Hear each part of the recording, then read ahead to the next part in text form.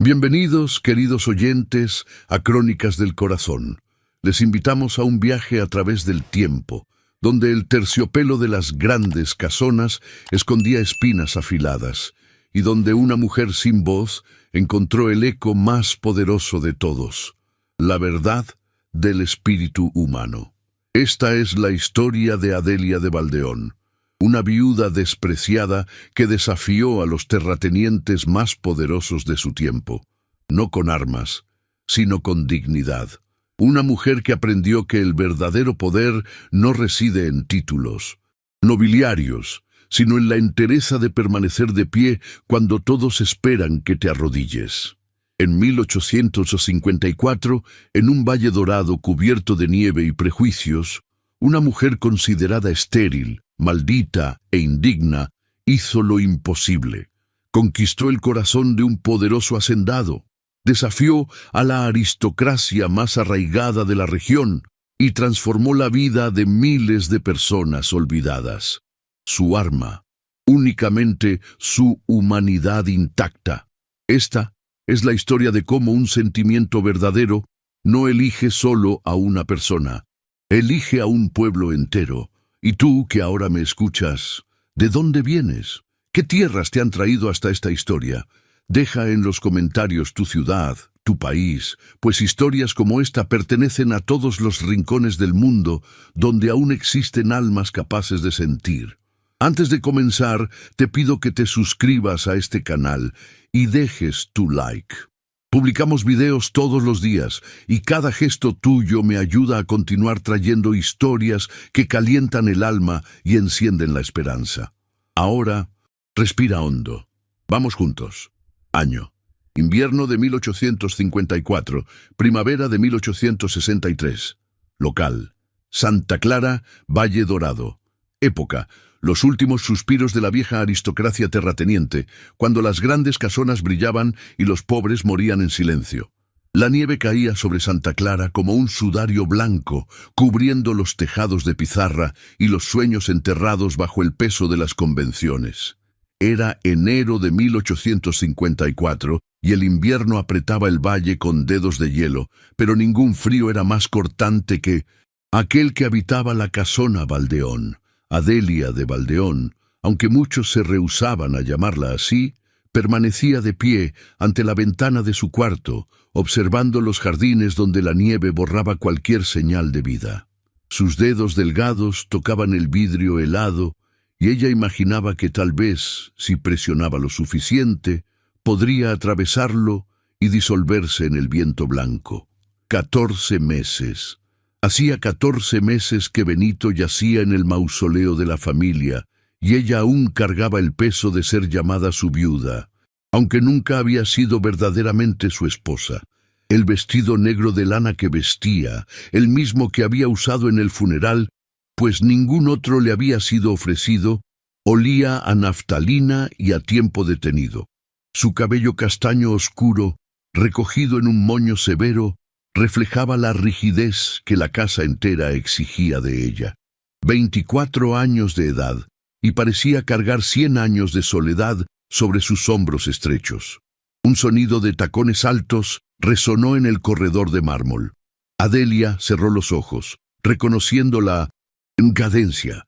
3 pasos rápidos, una pausa calculada para efecto dramático, 2 pasos más. Doña Genoveva de Valdeón, su suegra, se aproximaba como una tempestad de seda y veneno. La puerta se abrió sin que nadie golpeara. La cortesía era un lujo no ofrecido a viudas estériles. Aún ahí, parada como una estatua de sal. La voz de la matriarca tenía la textura de terciopelo sobre cuchillas. Entró trayendo consigo el perfume de rosas importadas y el olor inconfundible de la crueldad refinada.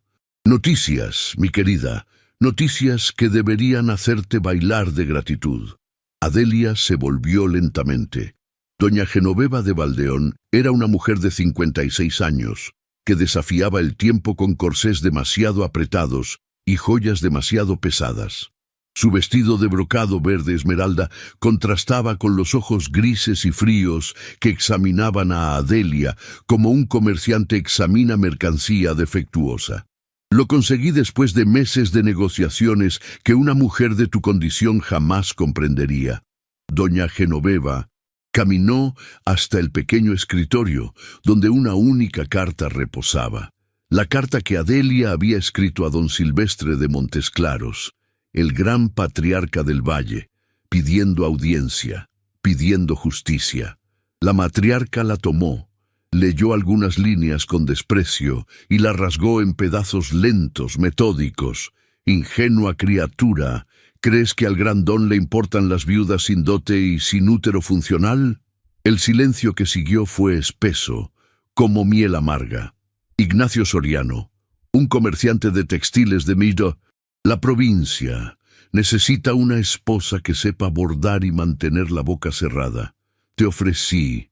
Él aceptó, siempre y cuando yo incluyera 2 candelabros de plata y una promisoria de 500 reales. ¿Ves qué generosa soy? Encontré a alguien dispuesto a aceptarte. Adelia sintió el suelo temblar bajo sus pies, pero su voz salió firme, baja, peligrosa. Yo no soy mercancía, doña. Fui esposa de su hijo. Merecer. La palabra explotó de los labios de Genoveva como una bofetada. Tú merecías darle un heredero a los Valdeón. Merecías honrar el apellido que tan graciosamente te fue concedido. 3 años, Adelia, 3 años de matrimonio y ni una sombra de niño. Benito era un hombre saludable. La falla estaba en ti, siempre lo estuvo. Las palabras conocidas, ya oídas cientos de veces, aún ardían como hierro candente, pero Adelia no desvió la mirada. No, esta vez. Partirás en 6 días, continuó la matriarca, dejando un sobre lacrado sobre el escritorio. Pero antes tendrás tu despedida digna. Mira, hasta te conseguí una invitación para el gran baile de invierno en la Casa Grande de Montesclaros. Tu última noche entre los civilizados, antes de desaparecer para siempre en las tierras de nadie.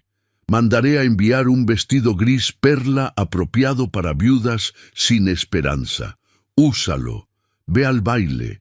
Deja que todos vean que los Valdeón cumplen sus deberes hasta el fin, incluso con errores de cálculo como tú. Y entonces, como una tormenta que pasa, dejando solo destrucción, la matriarca salió. Adelia permaneció inmóvil por largos minutos. Después, con manos temblorosas, recogió los pedazos rasgados de su carta a don Silvestre. Los juntó sobre el escritorio, como quien junta huesos rotos intentando reconstruir un esqueleto.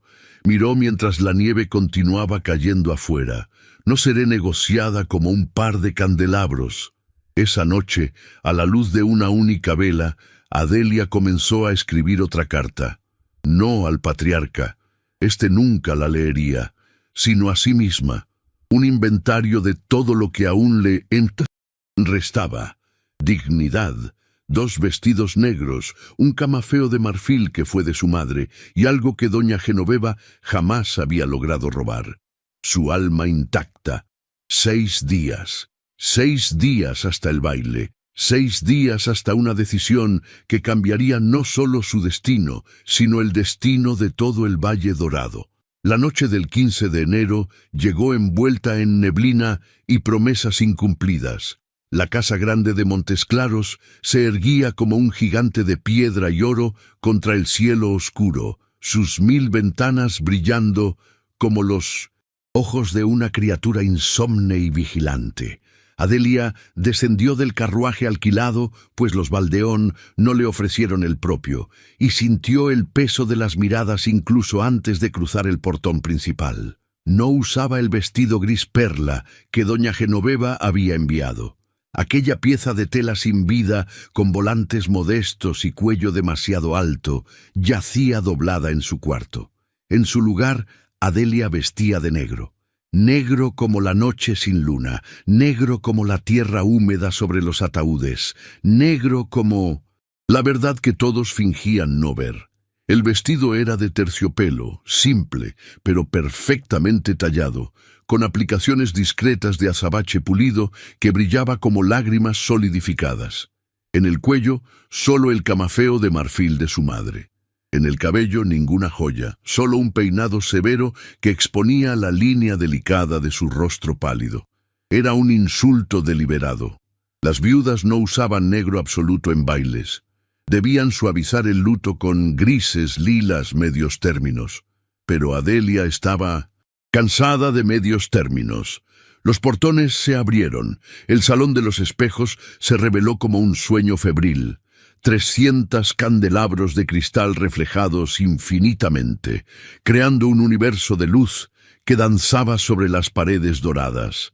300 personas, la flor y nata de la aristocracia del Valle Dorado, se movían en un ballet ensayado de reverencias, abanicos y sonrisas calculadas.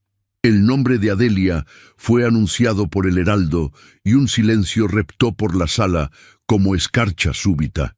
Cabezas se giraron, abanicos pausaron en el aire, un susurro creciente como viento entre hojas secas. La viuda Valdeón, en negro absoluto, ¡qué osadía! Dicen que es estéril, pobre Benito. Escándalo. Adelia descendió los 5 escalones de mármol con la cabeza erguida. Cada paso era una declaración, cada respiración, un acto de rebeldía.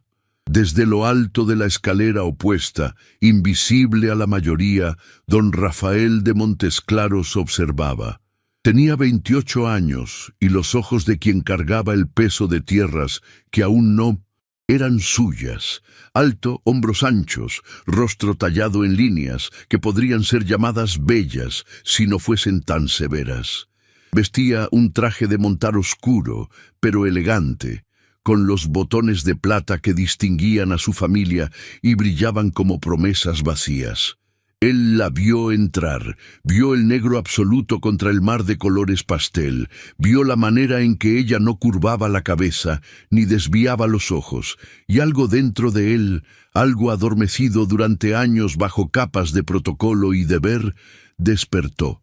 No era atracción física, aunque ella era bella de una manera discreta, como cuadros antiguos que revelan detalles solo a los observadores pacientes. Era otra cosa, reconocimiento. Él veía en ella la misma soledad imponente que habitaba sus propios huesos, la misma prisión dorada, la misma elección entre quebrarse o endurecerse hasta no sentir nada más. «Señor», murmuró don Ramiro de Galarza, su consejero, a su lado, «la mujer de negro. Dicen que...» «Sé lo que dicen». La voz de Rafael era baja, controlada. ¿Y qué importa? Antes de que el consejero pudiera protestar, Rafael ya descendía la escalinata. La multitud se abrió automáticamente. Siempre se abrían para los Montesclaros. La orquesta tocaba un vals, romántico y melancólico. Adelia estaba parada al lado de una columna, aislada como una isla en un mar hostil. 3 mujeres de la alta sociedad pasaron por ella con la nariz erguida. Un viejo hacendado rió abiertamente apuntando al vestido negro. Ella no reaccionó, solo permaneció, erguida, digna, sola, hasta que una sombra cayó sobre ella y una mano enguantada se extendió en su dirección. «Concédame esta danza, señora de Valdeón». Adelia alzó los ojos y se encontró cara a cara con el heredero de todo el valle. El shock la atravesó como un rayo, pero su expresión no cambió. Alrededor, 300 personas sofocaron exclamaciones. Alguien dejó caer una copa de champaña. Doña Beatriz de Montesclaros, madrastra de Rafael, dejó caer su abanico de plumas de avestruz y su rostro se contorsionó en furia mal disimulada. «Señor don Rafael», dijo Adelia abajo, «no es necesario. No hago nada por necesidad, hago por elección». Los ojos de Rafael, azules como hielo bajo sol de invierno, sostenían los de ella. «Entonces, ¿bailará conmigo o me dejará aquí ridículo con la mano extendida?»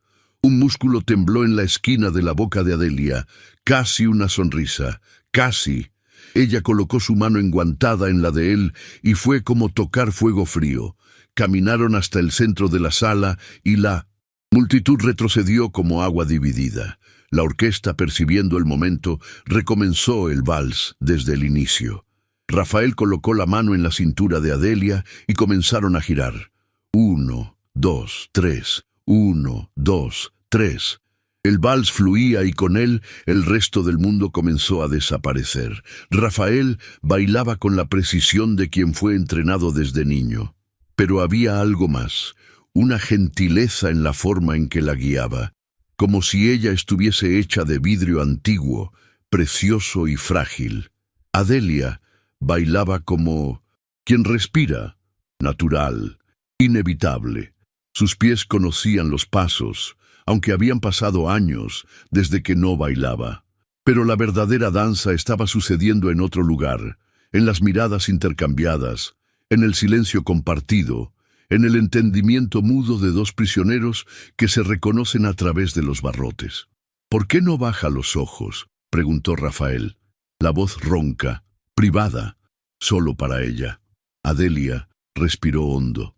La sala giraba alrededor de ellos en un borrón de colores y rostros, impactados. «Porque ya perdí todo, excepto mi dignidad, y esa, señor, no se la daré a nadie, ni siquiera a usted». Algo cambió en el rostro de Rafael, una suavidad, un dolor. «Buena respuesta», dijo él, y entonces, más bajo aún, casi inaudible: «Yo también ya perdí todo, excepto mi apellido. Tal vez seamos más parecidos de lo que imaginamos». La música terminó en un crescendo dramático. Se detuvieron en el centro exacto del Salón de los Espejos, rodeados por 300 pares de ojos e infinitas reflexiones en los espejos dorados. Rafael no soltó la mano de Adelia inmediatamente.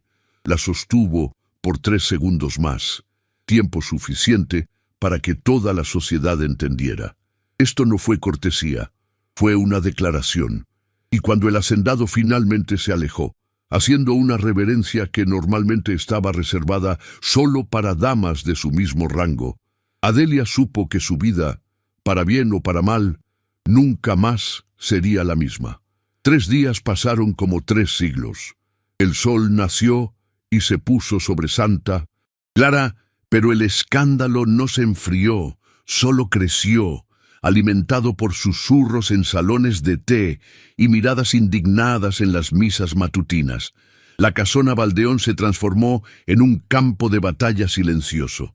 Doña Genoveva se encerró en sus aposentos por 2 días enteros, emergiendo solo para quebrar un espejo veneciano de 400 años contra la pared del salón.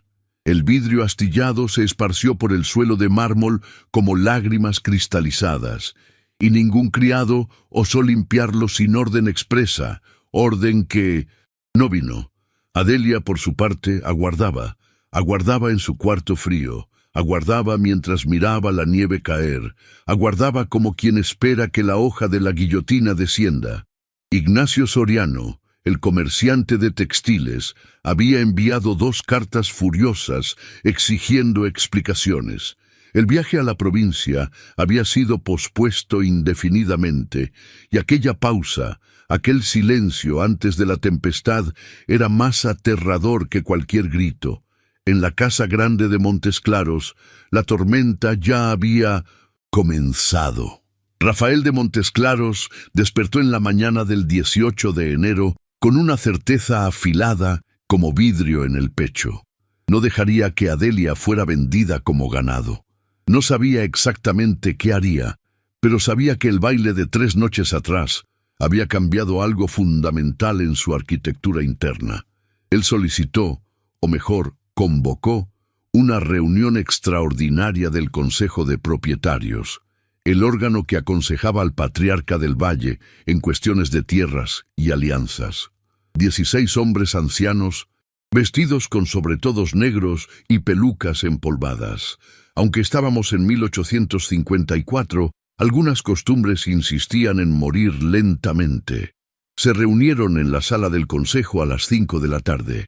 Doña Beatriz de Montes Claros estaba presente también.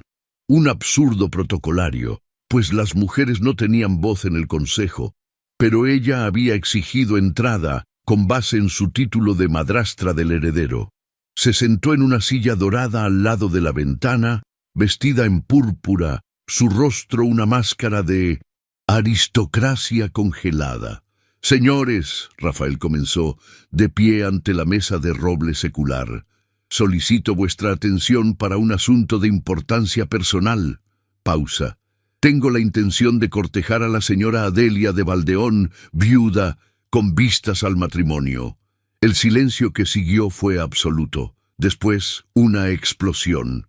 ¡Imposible!, bramó el conde von Metternich, secretario del consejo. Aquí mantendré el nombre von Metternich como un título antiguo, aunque no sea hacendado. Una viuda sin dote, sin linaje comprobado, sin útero funcional, dicen las lenguas venenosas, completó don Ramiro de Galarza, lanzando una mirada calculada a Rafael. Señor don Rafael, con todo respeto, este consejo tiene el deber de aconsejar contra uniones que no sirvan al valle. La cuestión de la sucesión, interrumpió Rafael, la voz baja, pero implacable. No es asunto de este consejo hasta que yo me convierta en el patriarca, y cuando ese día llegue, si llega, tomaré mis propias decisiones. Por ahora solicito apenas vuestra bendición. La palabra fue pronunciada con ironía cortante. Doña Beatriz se levantó de su silla. Su vestido púrpura susurró como serpientes en hierba seca. Mi querido hijastro, comenzó ella, la voz endulzada con veneno, permíteme hablar no como parte de este ilustre consejo, sino como alguien que se preocupa por tu bienestar. Caminó hasta él, cada paso medido, calculado. Esta mujer es ¿cómo diré? Una desgracia, andante. Se casó a los 21 con Benito de Valdeón, 3 años de matrimonio, ningún hijo, ninguno. Hay rumores, y sabemos que los rumores siempre cargan verdades inconvenientes, de que ella practica artes oscuras, brujería rústica heredada de ancestros campesinos, que te sedujo con... ¡Basta! La palabra salió de Rafael como un látigo. Su rostro, normalmente controlado, mostraba una rara emoción. Furia gélida. No toleraré difamaciones sobre una mujer que esta sociedad ya ha humillado. Suficientemente. Si hay brujería aquí, madrastra, es la brujería de la crueldad disfrazada de decoro. El consejo rumoreó como colmena perturbada. Doña Beatriz palideció, después enrojeció de rabia. Pero antes de que pudiera responder, Rafael continuó. La decisión está tomada. Informo a este consejo por cortesía, no por necesidad de permiso. Buenos días, señores. Y salió, dejando atrás de sí horas de sesión de emergencia que se extendió por la madrugada. 3 horas después, cuando el crepúsculo ya teñía a Santa Clara de violeta y gris, Rafael se encontró caminando solo por el invernadero, el gran jardín de cristal de la casa grande. Era un lugar de hierro y vidrio, donde el invierno no entraba y árboles cítricos crecían en macetas de porcelana, perfumando el aire con promesas de primavera, y allí, parada frente a un naranjo en flor, estaba Adelia. Vestía el mismo vestido negro del baile y parecía una sombra delicada entre las hojas verdes. Cuando oyó los pasos de él, se volvió. Sus ojos se encontraron y ambos lo percibieron. Este encuentro no era accidente. ¿Cómo supo que yo estaría aquí?, preguntó ella. No lo sabía, pero tal vez deseaba estar donde usted estuviese. Rafael se aproximó despacio, como quien se aproxima a un pájaro salvaje. Recibí su nombre del portero. Usted solicitó entrada para caminar por los jardines en pleno invierno. Los jardines son honestos, dijo Adelia simplemente. No fingen ser lo que no son. Silencio. Alrededor, el perfume de flores de naranjo y tierra húmeda. El vidrio del invernadero filtraba la luz del crepúsculo, creando un mundo dentro del mundo. Vengo a hacerle una propuesta, dijo Rafael por fin. No una propuesta romántica, sino una alianza, un pacto. Adelia se volvió completamente hacia él. Esperó. Usted necesita un apellido que nadie pueda arrancar, protección que nadie pueda violar. Yo necesito... Él dudó, y por primera vez Adelia vio vulnerabilidad en aquellos ojos de hielo. Necesito a alguien que entienda que el matrimonio en mi mundo nunca fue sobre amor, pero tal vez pueda ser sobre respeto, sobre alianza. ¿Me está ofreciendo matrimonio? La voz de Adelia era baja, incrédula.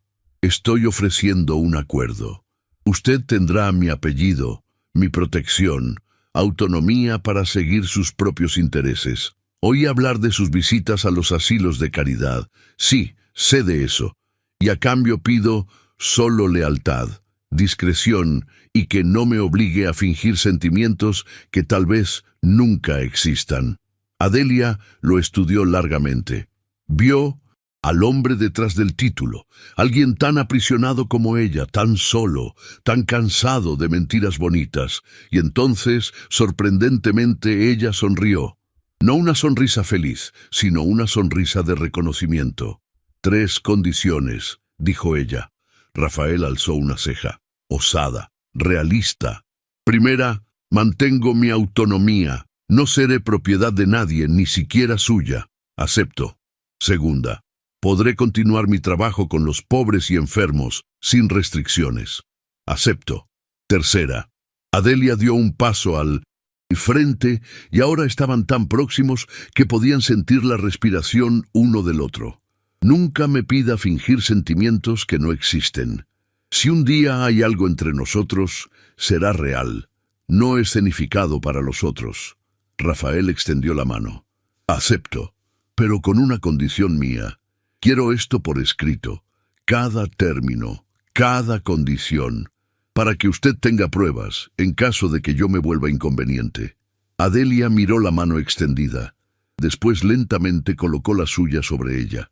Entonces tenemos un acuerdo, señor don Rafael. Rafael.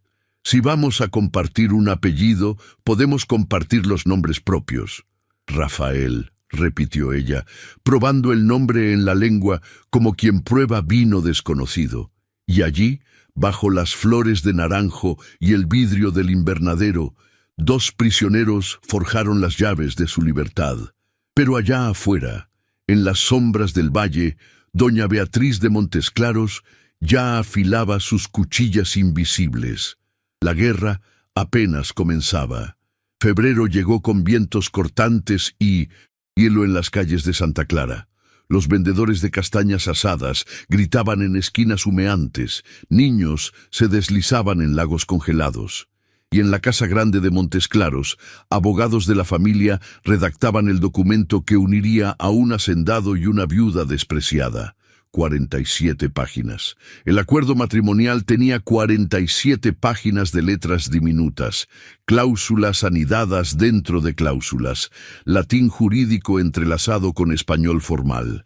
Fue entregado a Adelia en una tarde gris, llevado por 3 notarios, que la miraron como si ella fuese una aberración de la naturaleza, una mujer osando leer documentos legales. Adelia se encerró en sus aposentos, no más en la casona Valdeón, sino en el ala norte de la casa grande, donde había sido temporalmente alojada. 5 cuartos sin calefacción adecuada, muebles antiguos y empolvados, y una vista que daba a los fondos de las cocinas, un insulto sutil, pero claro. Estás aquí, pero no perteneces. Ella encendió todas las velas que pudo encontrar y comenzó a leer. Página 1, página 2, página 5. En la página 7, su mano se detuvo. Releyó la cláusula 3 veces, certificando que había entendido correctamente. Después tomó una pluma, la sumergió en tinta roja y marcó. La esposa deberá solicitar permiso por escrito al esposo para cualquier desplazamiento más allá de las dependencias de la Casa Grande de Montesclaros, con antecedencia mínima de 5 días hábiles. Prisionera. Querían transformarla en prisionera dorada. Página 12. Todas las correspondencias de la esposa serán supervisadas por el Consejo de Propietarios para garantizar adecuación de lenguaje y contenido. Censura. Querían silenciarla. Página 23. La esposa abdicará de cualquier involucramiento en instituciones de caridad no aprobadas previamente por el Consejo, siendo tales actividades consideradas impropias para un miembro de la familia Montesclaros. Jaula. Querían enjaularla. Al amanecer, cuando la primera luz grisácea entró por las ventanas sucias, Adelia había identificado 7 cláusulas, 7 cadenas disfrazadas de protecciones legales. Marcó todas en rojo, escribió al lado de cada una apenas 2 palabras: «No acepto», y devolvió el documento. La reacción fue inmediata.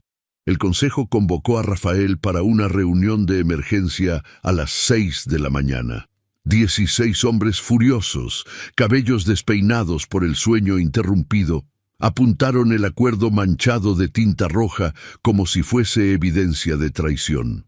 «Señor don Rafael», comenzó don Ramiro de Galarza, la voz trémula de indignación.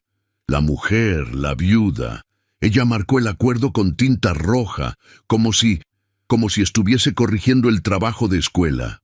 Rafael tomó el documento, leyó cada marca roja y entonces, para horror del Consejo, comenzó a reír. No una risa educada, sino una carcajada genuina, la primera en años. «Tiene razón», dijo, arrojando el acuerdo sobre la mesa. «Cada una de estas cláusulas es una prisión y yo di mi palabra de que ella tendría autonomía. Pero, señor, remuevan 5 de ellas inmediatamente». Rafael apuntó las marcaciones. Esta y esta. Las otras 2 las negociaré personalmente con ella. Esto es sin precedentes. Una mujer dictando términos de un acuerdo familiar. Entonces, que sea el precedente. Rafael ya estaba caminando en dirección a la puerta. «Y la próxima vez, señores, escriban un acuerdo que trate a mi futura esposa como persona, no como propiedad. Buenos días». Pero si el Consejo era una amenaza visible, había otras, más sutiles, más venenosas, arrastrándose por las sombras. Adelia despertó cierta mañana para descubrir que sus 2 únicas criadas, Lina y Greta, habían sido reemplazadas durante la noche. Las nuevas eran mayores, miradas duras, bocas apretadas en líneas de desaprobación. No hablaban con ella, apenas cumplían tareas mínimas con movimientos bruscos que decían claramente: «Usted no merece siquiera nuestra cortesía». Sus ropas enviadas de la casona Valdeón llegaron rasgadas en puntos estratégicos, una manga aquí, un dobladillo allá, accidentes durante el transporte, explicaron los mensajeros con sonrisas maliciosas. Adelia pidió lana para remendar, negado. Pidió hilo y aguja, negado. Pidió audiencia con Rafael.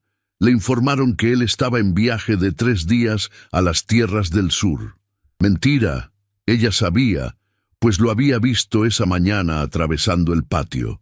Era un cerco silencioso, un estrangulamiento lento. En la 4ª noche de febrero, sola en su cuarto, helado, Adelia tomó una decisión. Si querían aislarla, ella encontraría otras conexiones. Si querían silenciarla, ella hablaría donde ellos no pudieran impedirla. Se puso su abrigo más simple, no el de terciopelo con guarniciones de piel, sino uno de lana gris que una criada podría usar.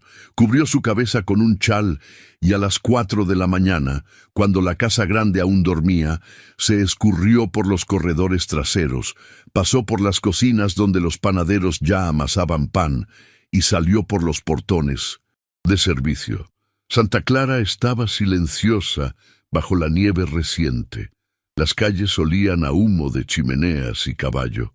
Adelia caminó por 40 minutos hasta llegar al Arrabal, el distrito pobre, donde casas se apiñaban unas contra otras como dientes torcidos. El Asilo de la Piedad era un edificio bajo de piedra oscura, con ventanas estrechas y una campana rota en la torre. Adelia golpeó en la puerta lateral. Una monja anciana abrió. Se asustó al ver un rostro desconocido en la alborada. «Vine a ayudar. No tenemos dinero para pagar. No quiero pago, solo déjenme trabajar. La monja la estudió. Vio algo en aquellos ojos que la hizo dar un paso atrás y abrir la puerta completamente. Entre, hija, pero aviso, aquí es duro. Tuberculosis, heridas de riñas, partos malos, no es lugar para damas delicadas. Adelia entró. Bien, porque no soy delicada. Y allí, entre sábanas sucias de sangre y gemidos de enfermos, ella encontró algo que la casa grande jamás le daría. Propósito. Durante 2 semanas, Adelia vivió una doble vida. En la casa grande era la novia silenciosa, obediente, casi invisible, pero en las madrugadas eran las manos que cambiaban vendajes, la voz que calmaba la fiebre, la presencia que decía a los olvidados, ustedes importan. Y alguien lo notó. Tarde de un viernes, cuando Adelia salía del asilo, un carruaje simple paró a su lado. La puerta se abrió.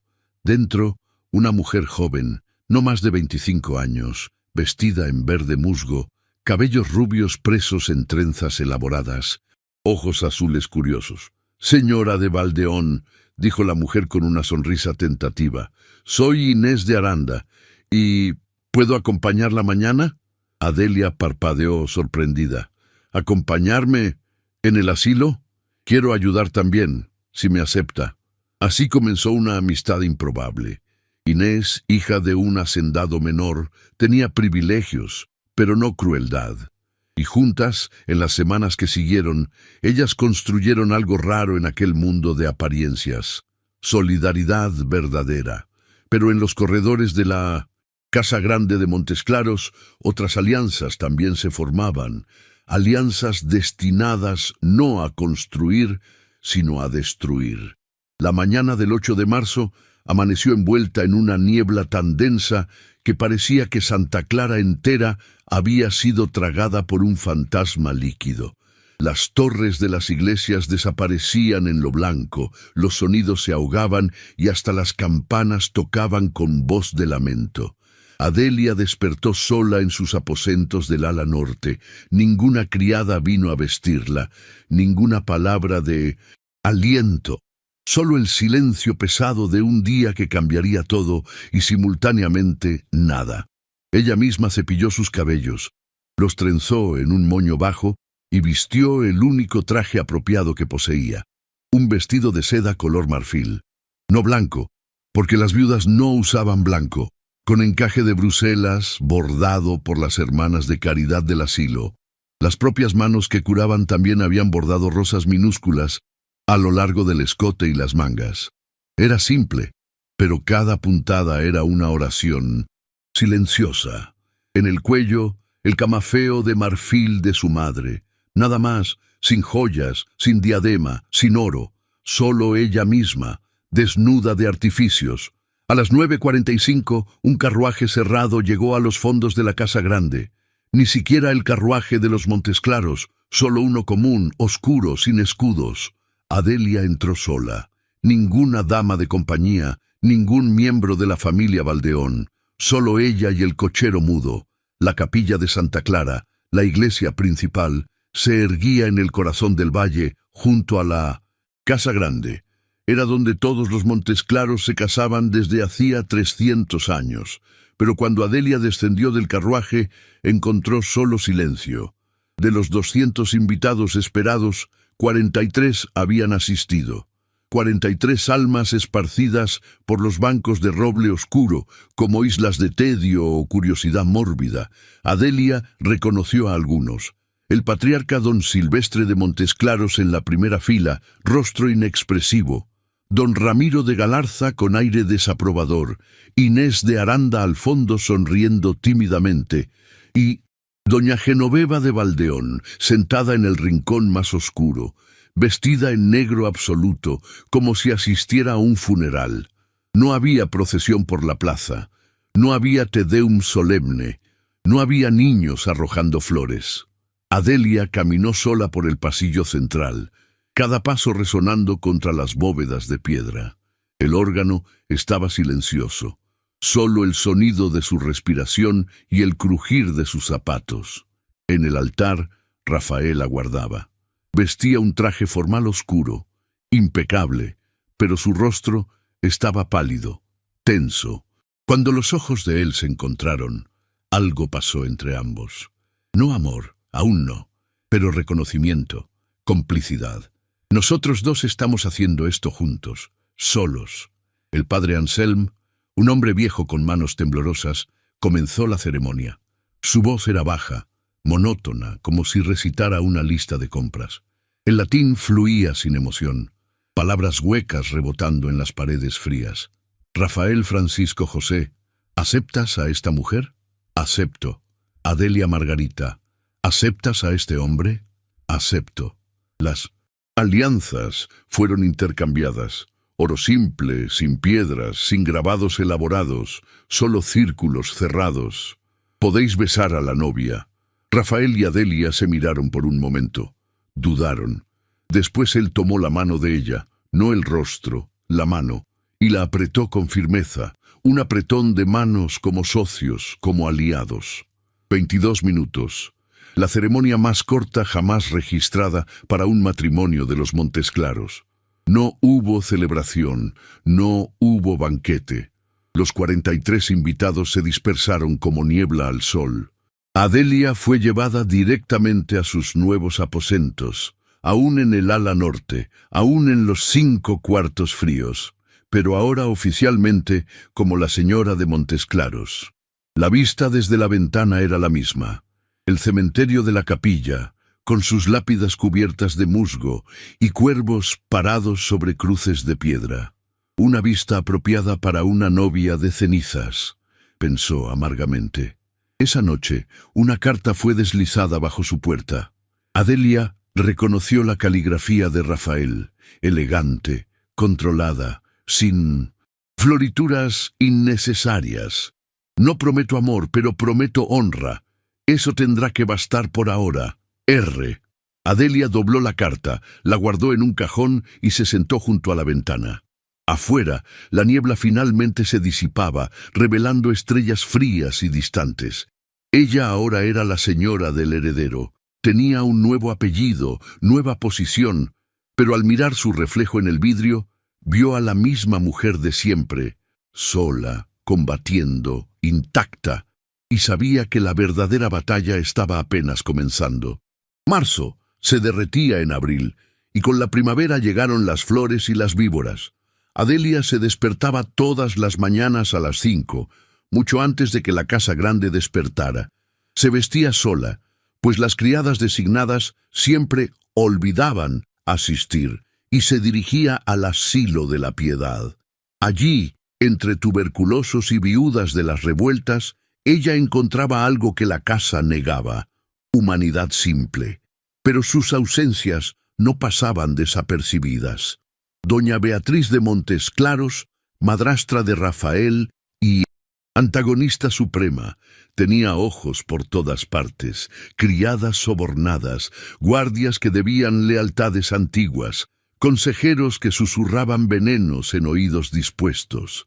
Fue en un té de la tarde, evento semanal, donde las damas de la aristocracia se reunían para hablar de nada mientras destruían reputaciones, que Beatriz lanzó su primera ofensiva verdadera. El salón de té de la Casa Grande tenía paredes de seda amarilla y retratos de matriarcas muertas mirando desde arriba. 20 mujeres se sentaban en sillas doradas, vestidos de colores pastel, abanicos agitándose, joyas brillando. Adelia había sido invitada, una orden disfrazada de cortesía. Ella llegó 5 minutos tarde, deliberadamente, y se sentó en la única silla disponible, lejos del centro, cerca de la puerta, la posición de menor estatus. Beatriz presidía desde el trono central, vestida en azul cobalto, una diadema de zafiros brillando en sus cabellos color acero. Sus ojos, cuando se posaron en Adelia, eran de rapaz evaluando a la presa. «Nuestra querida señora Adelia finalmente se une a nosotros», dijo Beatriz, la voz dulcificada como miel envenenada. «Estábamos comentando sobre orígenes familiares. La marquesa de Landa aquí tiene ancestros franceses. La condesa Wilhelmina desciende de los Y usted, Adelia querida, su familia Hoffman, ¿no? Una familia de comerciantes, oí decir. Silencio calculado. 20 pares de ojos se volvieron. Adelia bebió su té lentamente. Mi familia trabajaba con textiles. Sí, trabajo honesto. Diferente de algunas familias que viven de rentas robadas a los pobres por generaciones. Agitación de abanicos, toses incómodas. Beatriz sonrió, un gesto que no alcanzaba los ojos. Trabajo honesto, qué encantador. Pero díganos, querida, ¿es verdad que usted tiene sangre rústica? Oí rumores de que su abuela practicaba, como diré, artes populares. Hechizos, tal vez. Mi abuela era partera, dijo Adelia bajo. Cada palabra una cuchilla fría. Salvó más vidas que todas nosotras juntas en esta sala salvaremos algún día con nuestras caridades de fachada. Salvó vidas, sí, pero no consiguió salvar su propia fertilidad, ¿no es verdad? La bomba fue lanzada casualmente, como quien comenta el clima. 3 años con Benito de Valdeón, ningún hijo. Y ahora casada con el heredero de todo el valle. Y aún así, ¿qué? 5 semanas, 6, y ningún anuncio de heredero a la vista. Las mujeres se inclinaron hacia adelante como flores carnívoras. Esto era lo que querían. Sangre. Adelia colocó la taza de té sobre el platillo. Un clic suave. Mi fertilidad, doña Beatriz, no es asunto de té de la tarde. Pero ya que demuestra tanto interés en la vida ajena, tal vez debería dedicar más tiempo a la suya propia. Oí decir que su esposo raramente visita sus aposentos. ¿Hace cuánto tiempo? 5 años. Un silencio de muerte. Beatriz quedó pálida, después roja. Su abanico se cerró con un estallido. ¿Cómo te atreves? Me atrevo porque estoy cansada de juegos de salón mientras personas mueren de hambre a 3 cuadras de aquí. Adelia se levantó, el vestido verde musgo susurrando. Buenas tardes, señoras. Espero que sus bordados y maledicencias las mantengan calientes por la noche. Y salió, dejando 20 bocas abiertas y a una Beatriz temblando de furia. La guerra estaba declarada y Adelia acababa de elegir un bando, el suyo. Las represalias fueron rápidas y crueles. A la mañana siguiente, 3 cartas privadas de Adelia dirigidas a Inés de Aranda, discutiendo mejoras en el asilo, fueron leídas en voz alta durante el desayuno de la casa. Cada palabra inofensiva fue torcida. Necesitamos más medicamentos. Se convirtió en ella desvía fondos de los Montes Claros. Los niños están hambrientos. Se convirtió en ella acusa al Valle de negligencia. Adelia supo del incidente solo cuando un mensajero llegó al asilo con una orden de comparecencia inmediata en la casa grande. Ella volvió aún vistiendo el delantal manchado de sangre de un parto difícil. Encontró a Rafael en la biblioteca, rodeado de libros antiguos y rabia contenida. Él sostenía las cartas interceptadas. ¿Explicación?, preguntó, voz tensa. Adelia no desvió los ojos. No tengo. Esas cartas eran privadas. Alguien las robó. Lo sé, pero el consejo está exigiéndome que restrinja sus actividades. Dicen que usted está causando escándalo, que estoy salvando vidas. Sí, qué escándalo horrible. Rafael pasó la mano por el rostro. Parecía más viejo, cansado. Adelia, yo te defiendo todos los días, pero hay límites. Si continúas desafiando a Beatriz abiertamente, ella te destruirá, y yo tal vez no consiga impedirlo. Adelia se aproximó a él, tomó las cartas de sus manos. Entonces no me defiendas, déjame luchar mis propias batallas, y si caigo, que sea como yo misma, no como una marioneta siguiendo reglas que existen solo para mantenernos aprisionados. Él la miró largamente. Después, sorprendentemente, sonrió. Una sonrisa triste, pero genuina. Eres peligrosa, ¿sabías? No con armas, sino con verdades. Y usted es cobarde, desafió ella suavemente. No, solo cansado de luchar guerras que parecen imposibles de vencer. Entonces descanse, dijo Adelia, y déjeme luchar por nosotros dos. Durante mayo y junio, Adelia intensificó su trabajo, no solo en el asilo de la Piedad, sino también en el hospicio de alienados, el manicomio donde los locos eran encadenados a paredes húmedas, y en la casa de las penitentes, refugio para mujeres caídas, prostitutas y víctimas de violencia, lugares que ninguna señora de su estatus jamás había visitado. Su reputación entre el pueblo crecía como fuego en paja seca. Niños corrían para abrazar sus faldas cuando ella pasaba. Mujeres ancianas lloraban y besaban sus manos. Hombres, con rostros marcados por el trabajo duro, se quitaban sombreros gastados en reverencia. El ángel del arrabal, la llamaban. Pero en la casa grande, otro nombre circulaba: bruja. Beatriz esparcía rumores cuidadosamente, que Adelia usaba hierbas paganas en sus curas, que susurraba encantamientos sobre los enfermos, que su propio útero estéril era castigo divino por pactos con demonios. Las criadas que la servían fueron instruidas para relatar cada movimiento: qué comía, qué libros leía, cuánto tiempo pasaba sola. Todo era registrado, distorsionado, transformado en evidencia de perversión. Un día, Inés de Aranda vino a la casa grande con el rostro pálido, manos temblando. Adelia, necesitas parar. Beatriz está construyendo un dossier. Tiene 20 páginas de testimonios contra ti. Dice que va a presentarlo al consejo, tal vez al propio don Silvestre. Adelia estaba bordando una toalla para el asilo. No paró. Déjala hacerlo, no tengo nada que esconder. Pero ella va a inventar, va a decir que tú... Inés. Adelia miró a su amiga. Si paro ahora, ellos vencen. Y si ellos vencen, todas las mujeres después de mí estarán presas para siempre en las jaulas doradas que construyeron. Prefiero arder a arrodillarme. Y entonces sucedió algo inesperado. En una tarde caliente de julio, mientras Adelia cambiaba los vendajes de un soldado herido en una revuelta fronteriza, una figura entró en el asilo. Alto, vestido con ropas civiles simples, abrigo de lino marrón, sombrero común. Pero ella reconoció los ojos. «Rafael», murmuró incrédula. Él se quitó el sombrero. «Vine a ver lo que haces, ver quién eres realmente».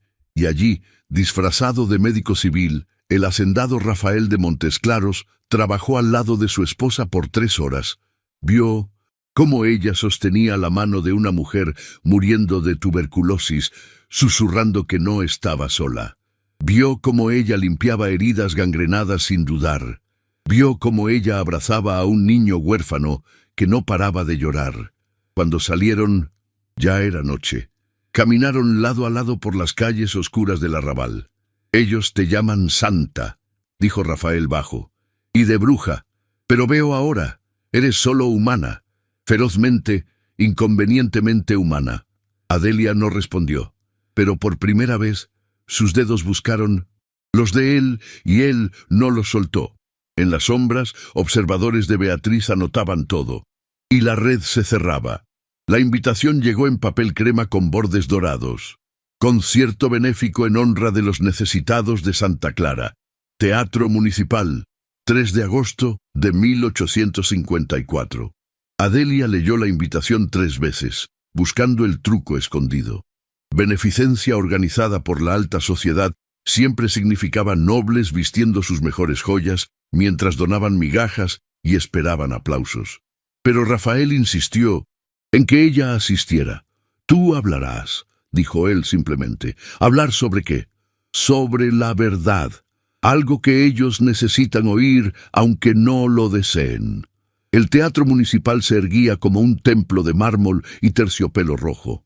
Esa noche, 300 miembros de la élite del valle abarrotaban los palcos, vestidos de seda, levitas bordadas, diamantes que brillaban como constelaciones robadas.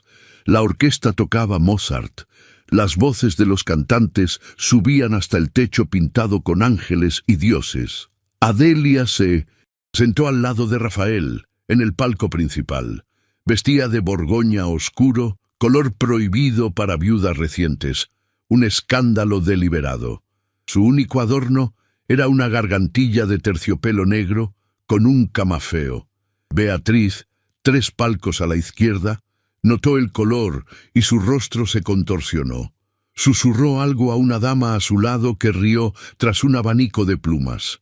Después del primer acto hubo un intervalo. Don Ramiro de Galarza subió al escenario, todo sonrisas oleosas, y anunció: «Señoras y señores, ilustres, nos reunimos hoy en este templo de la cultura para, en nuestra infinita generosidad, ofrecer auxilio a los menos afortunados». Palabras vacías fluían como vino en copas de cristal. Se hablaba de números, de monedas, de nuestro deber cristiano. La platea aplaudía educadamente, aburrida, pero satisfecha con su propia benevolencia. Entonces Rafael se levantó. La conversación murió. Me gustaría invitar a mi esposa, la señora Adelia de Montesclaros, a compartir algunas palabras sobre el trabajo que ella realiza diariamente con los pobres de Santa Clara. Un murmullo recorrió la platea como viento frío. Las mujeres no hablaban en público. No así. No sobre temas serios. Adelia sintió 300 pares de ojos sobre ella. Sintió el peso de la expectativa, del juicio, de la hinchada que esperaba que ella fallara. Por un momento dudó. Después se levantó, descendió las escaleras del palco principal, cada paso resonando, subió al escenario donde cantantes de ópera actuaban para la élite. Las luces de los candelabros eran calientes contra su rostro. El silencio era absoluto. Ella respiró y comenzó. No vengo a hablar de números en libros de contabilidad o de monedas en cofres. Vengo a hablar de Lina, de 9 años, que borda pañuelos con dedos quemados para comprar pan. De Martín, un trabajador de 45 años que perdió las piernas en la construcción del nuevo puente, defendiendo este valle, y ahora mendiga en la Plaza Mayor. De Rosa, viuda de 30 años con 4 hijos, que trabaja 16 horas por día y aún así no tiene cómo pagar remedios. Vengo a hablar de Javier, de 7 años, que duerme en la calle porque sus padres murieron de cólera, de Elizabeth, de 63, que sirvió a nobles familias por 40 años y ahora, ciega y quebrada, fue descartada sin pensión, de Tomás, de 17, que trabaja en las textileras por 18 horas y volvió ayer con la mano aplastada por una máquina y fue despedido en el mismo día. Una incomodidad visible en la platea. Personas cambiando de posición, abanicos moviéndose más rápido. Adelia hizo una pausa. Sus ojos barrieron la platea, encontrando rostros constreñidos, algunos hostiles, algunos con lágrimas contenidas. Ellos no necesitan nuestra piedad. La piedad es mirar desde arriba sintiéndose superior. Ellos necesitan nuestra justicia. Necesitan leyes que protejan a los niños del trabajo mortal, de asilos que no los rechacen por falta de pago. Necesitan dignidad. Necesitan que seamos obligados a recordar que bajo estos vestidos de seda y estas levitas bordadas, estamos hechos de la misma carne, de la misma sangre. Su voz no subió. No lo necesitaba. Las palabras cargaban el peso de verdades que la mayoría en esa sala pasaba la vida entera evitando. Hoy donaremos monedas e iremos a casa satisfechos con nuestra bondad, pero mañana Lina aún quemará sus dedos, Martín aún mendigará, Rosa aún trabajará hasta colapsar, y nosotros dormiremos en camas calientes, cenaremos en porcelana importada, y nos preguntaremos ¿por qué Dios permite tanta miseria en el mundo, sin nunca mirar al espejo y percibir que nosotros somos los que la perpetuamos? Silencio. 12 segundos de silencio absoluto. El tipo de silencio que viene antes de los terremotos. Después, un sonido. Palmas lentas, deliberadas. Rafael se había levantado solo en su palco, aplaudiendo con ojos brillantes de algo que podría ser orgullo. Por 5 segundos completos, él aplaudió solo. Entonces, el patriarca don Silvestre de Montesclaros se levantó y se unió al aplauso. Como olas, la sala entera se irguió. 300 personas aplaudiendo, algunos genuinamente conmovidos, otros por obligación, pero aplaudiendo. La propia estructura del teatro parecía temblar. Adelia descendió del escenario con piernas trémulas. Cuando alcanzó su asiento, Rafael tomó su mano y susurró: «Acabas de hacer historia, y ellos nunca te perdonarán por esto». Él estaba en lo cierto, pero Adelia también sabía. Algunos actos valen la perdición. Muchas gracias por escuchar hasta aquí. Sí, esta historia está resonando contigo. Si valoras la entereza frente a la adversidad, te pido nuevamente que te suscribas a nuestro canal, Crónicas del Corazón, y dejes tu like. Publicamos historias todos los días, y tu apoyo es vital para nosotros. Y si has escuchado hasta este punto, por favor, comenta la palabra entereza. Así sabré que estás conectado con el viaje de Adelia. Ahora, continuemos. Septiembre llegó con lluvias y hojas doradas cayendo sobre Santa Clara. El otoño tenía olor a tierra mojada y cambio, y algo en el aire parecía diferente, cargado como antes de una tormenta. Adelia estaba en el asilo de la Piedad, una mañana de viernes, cambiando los vendajes de un herrero que había perdido 3 dedos en un accidente. El hombre gemía bajo, pero agradecía entre dientes apretados. Inés estaba a su lado, preparando compresas de hierbas. La puerta se abrió. Adelia no necesitó mirar para saber quién era. Reconocía ya los pasos de Rafael, pero él nunca venía sin aviso. Nunca en pleno día, nunca. Se volvió. Él estaba en la entrada, aún vistiendo el traje formal de la reunión matutina del consejo. Cabello despeinado, rostro tenso. Detrás de él, ningún guardia, ningún consejero. Solo. Necesitamos conversar. Su voz era ronca, urgente. Inés entendió el recado, terminó de fijar el vendaje y salió discretamente, cerrando la puerta.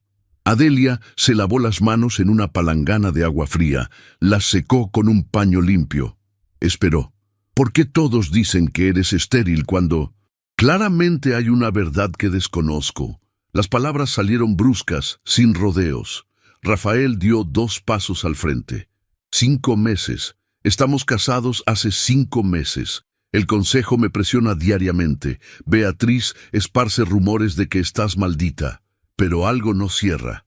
La forma en que cuidas de los niños, cómo sostienes a los bebés, el dolor allí, la historia.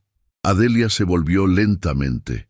Encontró los ojos de él, azules, intensos, exigiendo verdad. ¿Quieres saber?, preguntó ella bajo. ¿Quiere realmente saber por qué soy llamada estéril? Sí. Ella respiró hondo, después caminó hasta una sala lateral, un pequeño escritorio donde el médico guardaba registros. Cerró la puerta.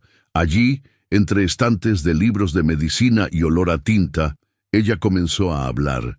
Quedé embarazada 8 meses después de casarme con Benito. Su voz era baja, controlada, pero temblaba en los bordes. Tenía 21 años, estaba asustada pero feliz. Benito, él sonrió cuando lo supo. Creo que fue la única vez que lo vi verdaderamente feliz. Rafael se apoyó en la pared, brazos cruzados, pero los ojos no se apartaron de ella. Doña Genoveva reaccionó diferente. Dijo que el embarazo no era disculpa para la debilidad, que las mujeres Valdeón no se entregaban a melancolías femeninas. Exigió que yo mantuviera todas las apariciones sociales, cacerías, bailes, viajes en carruaje por caminos llenos de baches. En el 3er mes comencé a sangrar. Pedí quedarme en reposo. Ella rió. Dijo que yo era dramática, que sus propias gestaciones fueron impecables. Cuando el sangrado empeoró, Benito intentó intervenir.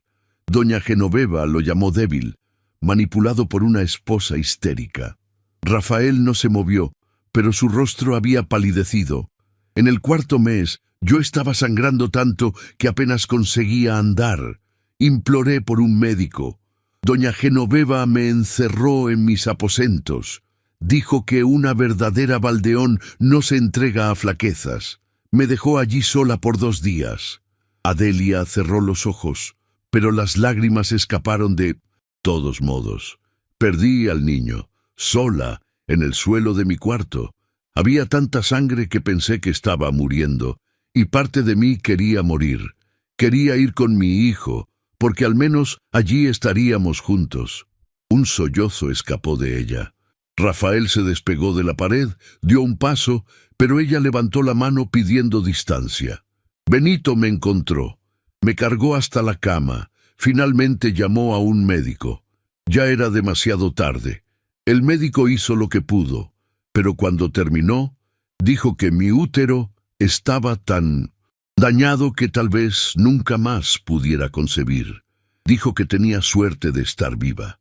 Silencio. Doña Genoveva vino a verme 3 días después. ¿Sabe lo que dijo? Adelia miró a Rafael, ojos ardiendo de lágrimas y rabia. ¿Ves lo que tu debilidad causó? Mataste a mi nieto con tus histerias. Ella nunca pidió perdón, nunca. Y cuando Benito murió 2 años después, ella me culpó también. Dijo que yo lo había quebrado con mi esterilidad. Rafael estaba temblando, no de miedo, sino de furia contenida. ¿Por qué no le contaste esto a nadie? ¿Por qué no? ¿A quién, Rafael? Rió Adelia amargamente. ¿Quién creería a una esposa contra la palabra de la matriarca Valdeón? Las mujeres no tenemos voz. Usted lo sabe mejor que nadie. Nuestros cuerpos, nuestros dolores, nuestras verdades, nada de eso importa cuando hombres y mujeres poderosos deciden escribir nuestras historias. Él dio otro paso, y otro, hasta estar frente a ella. Y entonces, para su absoluto shock, Rafael de Montesclaros, heredero del Valle Dorado, comenzó a llorar. No lágrimas silenciosas, sollozos, el tipo de llanto que viene de lugares hace mucho tiempo cerrados. Perdón, dijo, la voz quebrada. Perdón por todas las veces que oí los rumores y no cuestioné.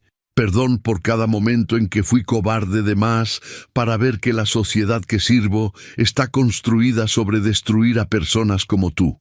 Adelia, sorprendida, extendió la mano, tocó su rostro. Usted no sabía. Debería saber. Debo saber.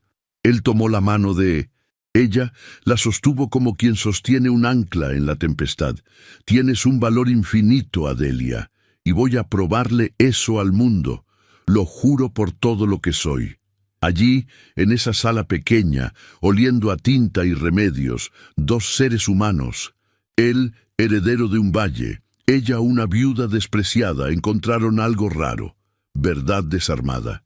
Y la verdad, descubrieron, era el comienzo de lo que podría convertirse en amor. Octubre llegó con vientos fríos y cielos de cobalto profundo. Los árboles de Santa Clara sangraban rojo y oro, y el aire tenía sabor a cambio inminente. El baile de aniversario de don Silvestre, el patriarca, era el evento más importante del calendario del valle. 500 invitados de 7 regiones diferentes, emisarios de otras provincias con uniformes cubiertos de medallas, nobles con sus joyas más escandalosas, y la orquesta del valle tocando valses que hacían temblar las paredes de la casa grande. Adelia pasó 3 días preparándose, no porque le importaran las apariencias, sino porque sabía que esta noche sería una declaración. Cuando ella entró en el Salón de los Espejos a las 8 de la noche, el silencio fue instantáneo, absoluto, como si alguien hubiese succionado todo el aire de la sala. Ella vestía de púrpura, púrpura intenso, el color prohibido, usado solo por los miembros directos de la familia reinante del valle. El vestido era de terciopelo suntuoso, casi negro en la sombra, pero brillando profundamente bajo la luz de los candelabros. Bordado en hilo de oro por todo el corpiño y la falda había aves fénix, pájaros míticos renaciendo de las cenizas, alas abiertas volando hacia arriba. Su cabello estaba suelto, otra quiebra de protocolo, cayendo en ondas castañas sobre los hombros. Y, en la cabeza, una tiara de amatistas y diamantes, joyas de la colección personal de los Montesclaros. Rafael había encargado todo en secreto. Cada puntada, cada piedra, cada detalle, era un mensaje. Ella pertenece aquí. Ella es mi igual. Adelia descendió las escaleras de mármol. El murmullo comenzó como tempestad distante. Púrpura, ¿cómo se atreve? Joyas de la familia. Escándalo. Arrogancia. Pero Rafael ya estaba subiendo los escalones a su encuentro. Vestía un traje formal oscuro, condecorado hasta la imposibilidad, pero sus ojos estaban solo en ella. Se detuvo frente a Adelia, extendió la mano. Ella colocó la suya sobre la de él y juntos descendieron hasta el centro exacto del Salón de los Espejos. 500 personas observaban, emisarios de la capital, de las provincias del sur, de los puertos del norte, el propio don Silvestre sentado en un sillón elevado, y doña Beatriz de Montesclaros, que se había puesto de pie, rostro contorsionado en furia incontenible. Rafael no soltó la mano de Adelia. En vez de eso, la llevó hasta sus labios, pero no la besó en el dorso como era costumbre. Le dio la vuelta y besó la palma. Beso en la palma significaba igualdad absoluta. Era un gesto reservado solo entre pares, entre iguales en poder y estatus. Hacerlo públicamente era una declaración política, social, explosiva. El murmullo se transformó en ruido. Alguien sofocó una exclamación. Un emisario de la capital dejó caer su copa de champaña. Entonces, Rafael se volvió hacia el patriarca. Su voz resonó por la sala.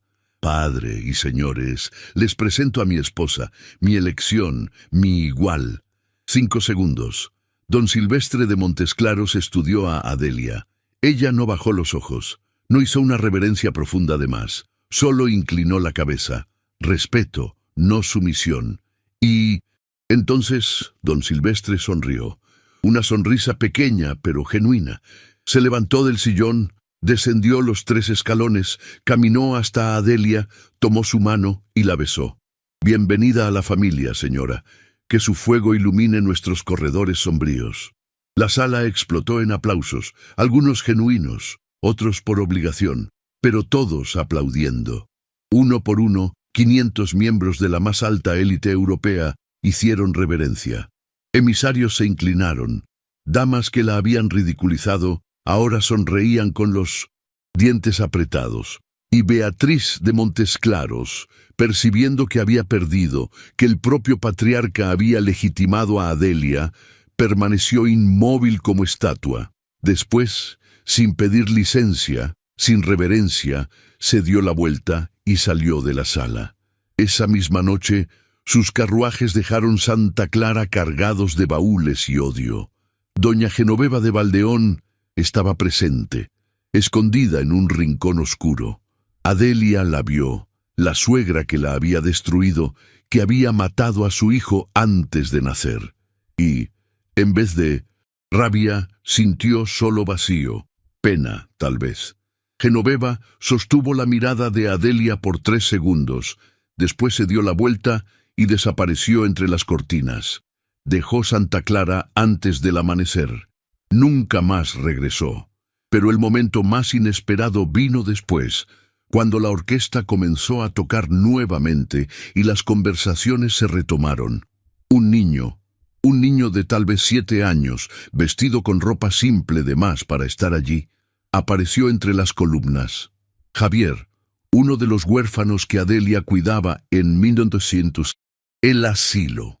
Él sostenía una corona improvisada de flores silvestres, margaritas y claveles amarrados con cordel. Ningún guardia lo detuvo, tal vez demasiado impactados para actuar. Javier corrió hasta Adelia, ojos enormes, y extendió la corona. «Usted es nuestra dama de verdad», dijo, la voz aguda cortando el ruido de la sala. «La dama que no se olvida de nosotros». Adelia se arrodilló, tomó la corona de flores y delante de 500 testigos la colocó sobre la tiara de amatistas. «Gracias, Javier». susurró ella abrazando al niño. Esta es la corona que elijo usar. Esa noche, mientras volvían a los aposentos, Rafael sostuvo la mano de Adelia. Sabes que nunca más habrá paz, ¿cierto? Beatriz va a conspirar desde el exilio, el consejo va a resistir. Habrá batallas. Adelia sonrió, y esta vez era una sonrisa verdadera, luminosa. Entonces que haya batallas, porque ahora, finalmente, estamos luchando juntos. Y por primera vez en años, ambos sintieron algo olvidado: esperanza. El invierno regresó a Santa Clara con vientos afilados y nieve que cubría los pecados del valle. Diciembre de 1854. Era un mes de reuniones secretas, susurros en corredores oscuros y cartas cifradas cruzando provincias. Beatriz de Montesclaros no había desaparecido tras su salida dramática del baile. Exiliada en la provincia vecina de San Gabriel, en una casona prestada por parientes lejanos, que pronto lamentarían la generosidad, ella conspiraba. Cartas iban y venían. Contactos antiguos eran activados y, lenta, metódicamente, ella comenzó a tejer su última tela. El Consejo de Propietarios se reunió en una tarde gris. 16 hombres, rostros graves, entraron en la sala del consejo cargando dosieres lacrados. Rafael fue convocado a las 4 horas. Cuando entró, la atmósfera era de funeral. Don Ramiro de Galarza estaba de pie, sosteniendo un sobrepesado, expresión sombría. «Señor don Rafael, recibimos informaciones perturbadoras». Su voz temblaba, no de miedo, sino de anticipación maliciosa, mal disimulada. La señora Beatriz, exiliada, pero aún preocupada por el bienestar del valle, nos envió documentos que exigen investigación inmediata. Rafael se sentó lentamente. ¿Qué documentos? Von Galarza abrió el sobre. Dentro, 3 cartas aparentemente escritas por Adelia.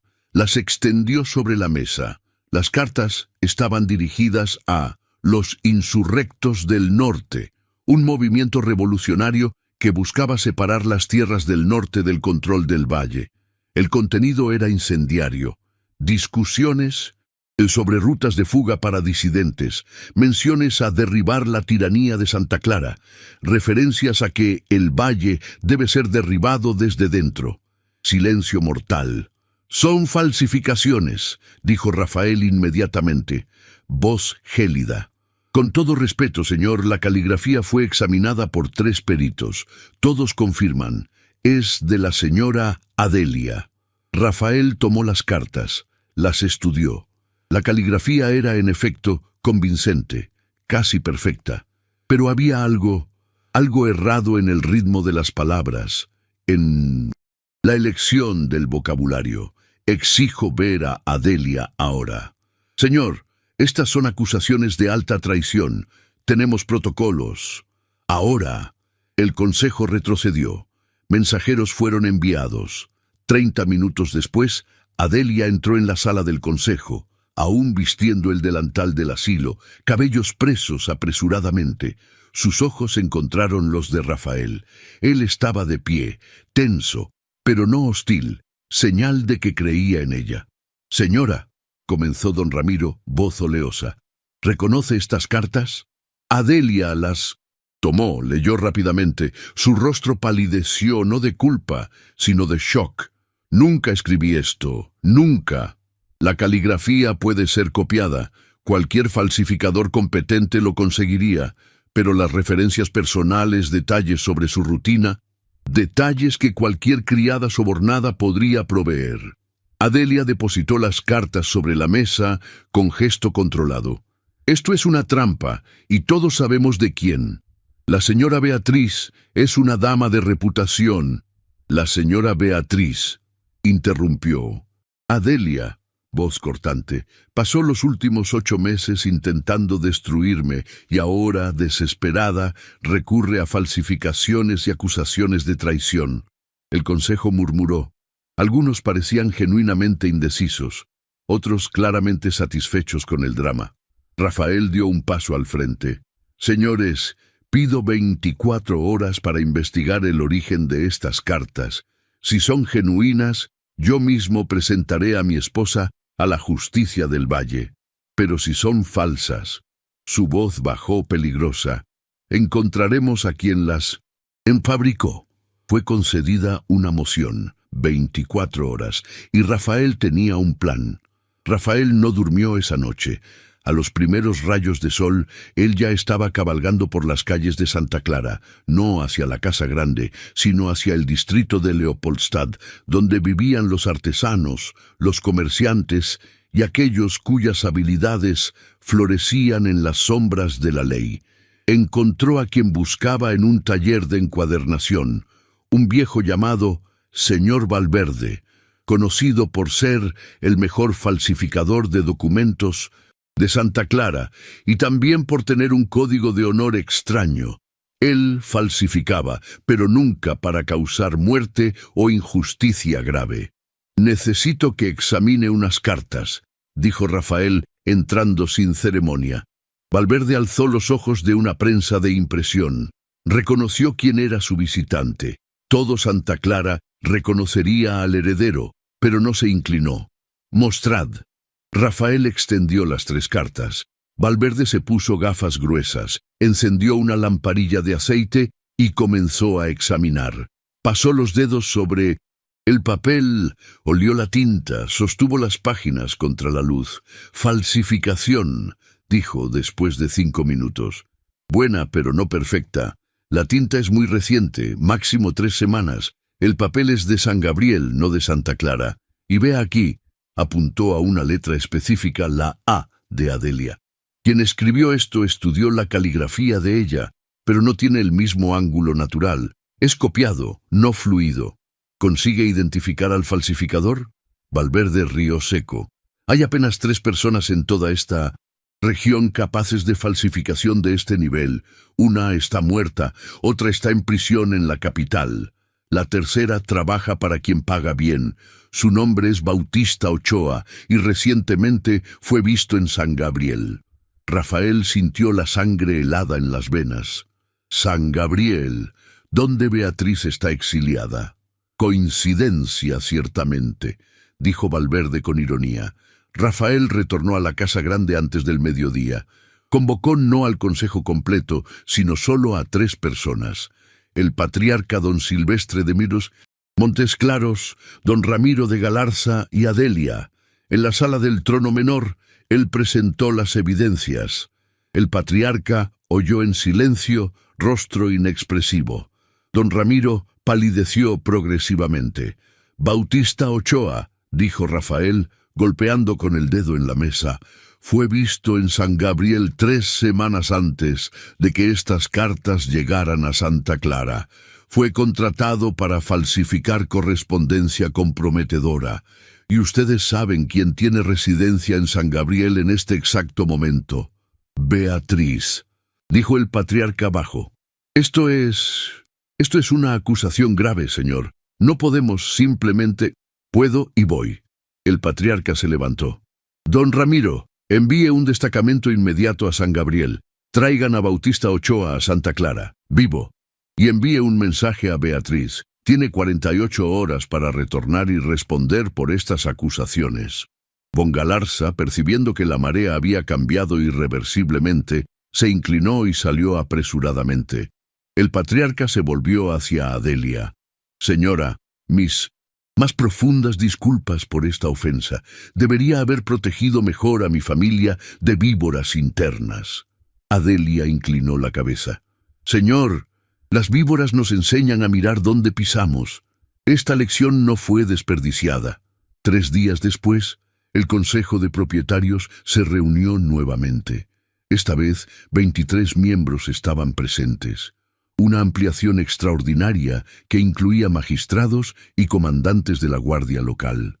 Bautista Ochoa fue traído encadenado, flaco, nervioso, miradas huidizas. Ante las evidencias y la amenaza de ejecución por traición, confesó en 10 minutos. «Fui contratado por la señora Beatriz de Montesclaros. Ella proveyó ejemplos de la caligrafía de la señora Adelia.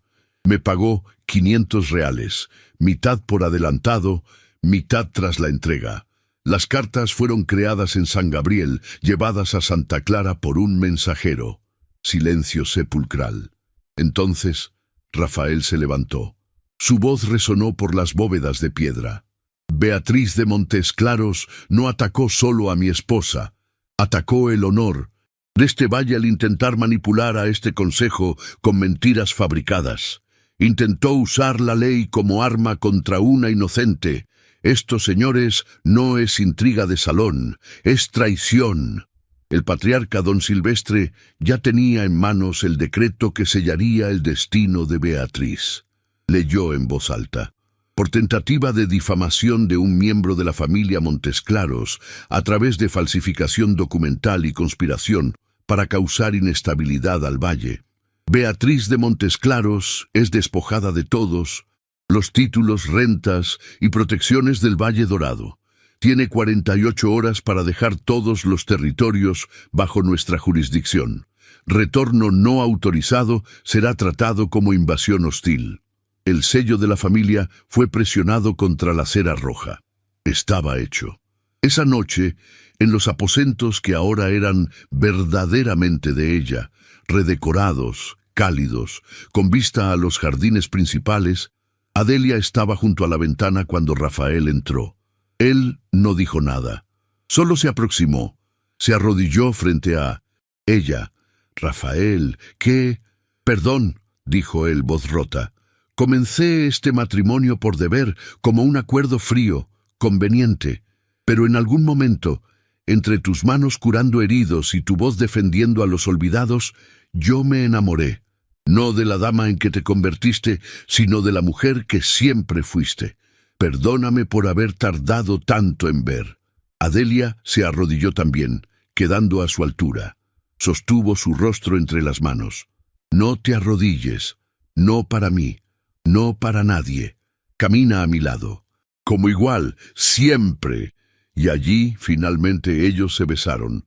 No por protocolo, no por espectáculo, sino porque dos corazones aprisionados habían encontrado uno en el otro la única libertad que importaba. La guerra estaba vencida, pero el verdadero viaje apenas comenzaba. Abril de 1855 llegó con explosiones de color. Los jardines de la Casa Grande se transformaron en océanos de tulipanes rojos y amarillos. Los castaños florecieron en blanco y rosa, y Santa Clara entera parecía haber despertado de un sueño largo y frío. Adelia organizó un picnic para 50 niños huérfanos en los prados de los Jardines del Sol. Mantas de lino blanco extendidas sobre la hierba, cestas de pan fresco, queso, frutas. Los niños corrían, reían, jugaban pelota con un trozo de tela remendado. Por primera vez en meses, Adelia se permitió simplemente ser. Rafael estaba a su lado, enseñando a un niño de 6 años a hacer un barquito de papel. Inés de Aranda distribuía rebanadas de pastel. Hasta el patriarca don Silvestre había aparecido brevemente, sorprendiendo a todos, y había aceptado un ramo de margaritas de una niña tímida. Eran las 11 de la mañana cuando un mensajero de la Casa Grande llegó a caballo, sudado y sofocado.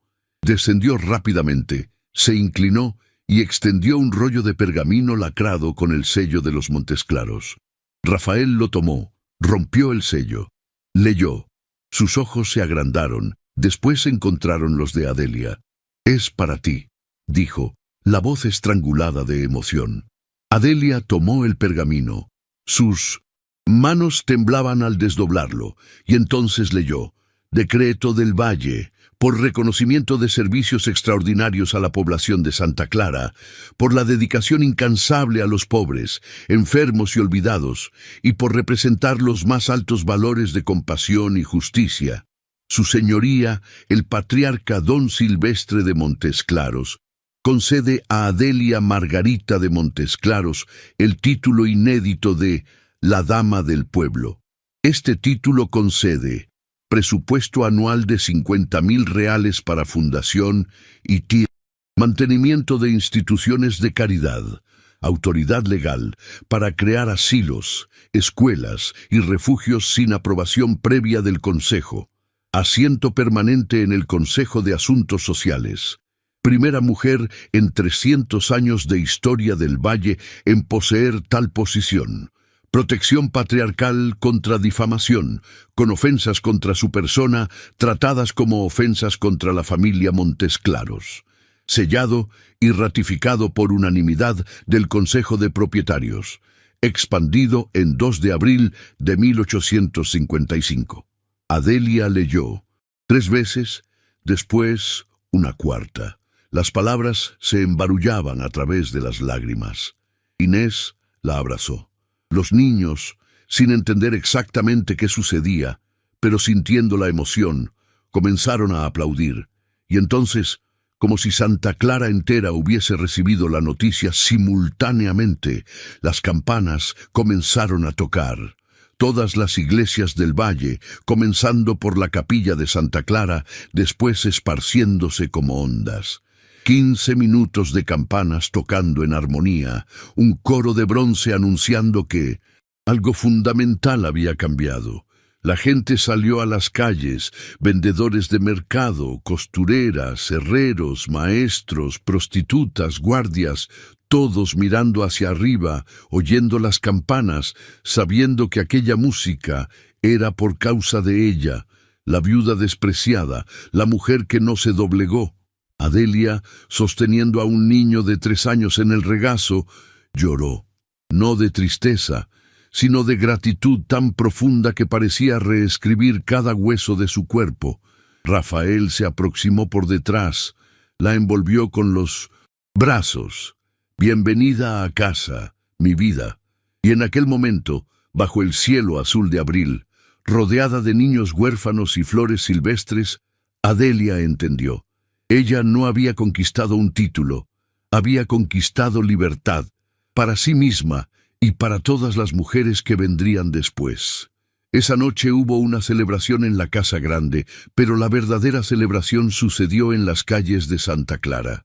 Mujeres pobres colgaron flores en las ventanas. Hombres que trabajaban en las fábricas bebieron a la salud de la dama del pueblo. Niños cantaron canciones improvisadas. Y en todos los distritos, ricos y pobres, nobles y plebeyos, había un entendimiento. Algo imposible había sucedido. Una mujer despreciada y casi destruida se había levantado, y al levantarse había erguido a 1000 otras con ella.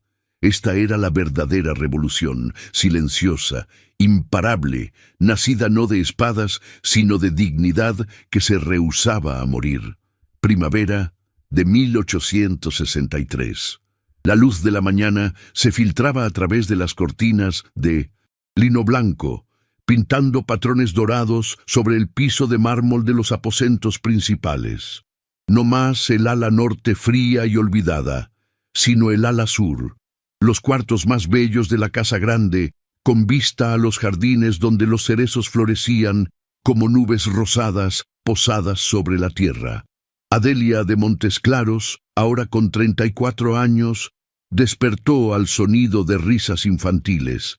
Antes incluso de abrir los ojos completamente, una sonrisa ya se dibujaba en sus labios. Reconocía aquellas voces, sus hijos, jugando en los jardines antes del desayuno. 3 hijos.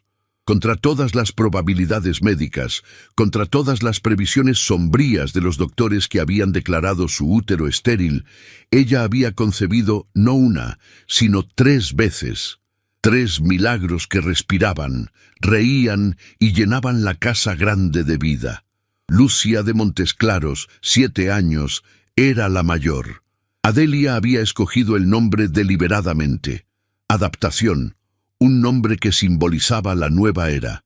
La niña que llevaba ese nombre era dulce, curiosa, y pasaba horas en los asilos con la madre, aprendiendo a cambiar vendajes y confortar enfermos. Benito de Montesclaros, 5 años, tenía los ojos azules del padre y la terquedad suave de la madre. Nombrado en honor al primer marido de Adelia, aquel matrimonio trágico que casi la destruyera. Era una forma de decir, no moriste en vano y yo no olvidé. Y la pequeña Estela, 2 años, Era un torbellino de rizos castaños y risas que resonaban por los corredores como campanas de alegría. Adelia se levantó descalza y caminó hasta la ventana. Allá abajo, Rafael estaba arrodillado en la hierba, enseñando a Benito a plantar semillas de girasol. Lucia corría tras mariposas. Estela estaba sentada en el regazo de Inés de Aranda, ahora baronesa Inés de Galarza, casada con el hijo del consejero y directora del Asilo de la Piedad, que visitaba la casa 2 veces por semana. La escena era tan común, tan simple, que Adelia necesitó apretar los ojos para contener las lágrimas. Simplicidad.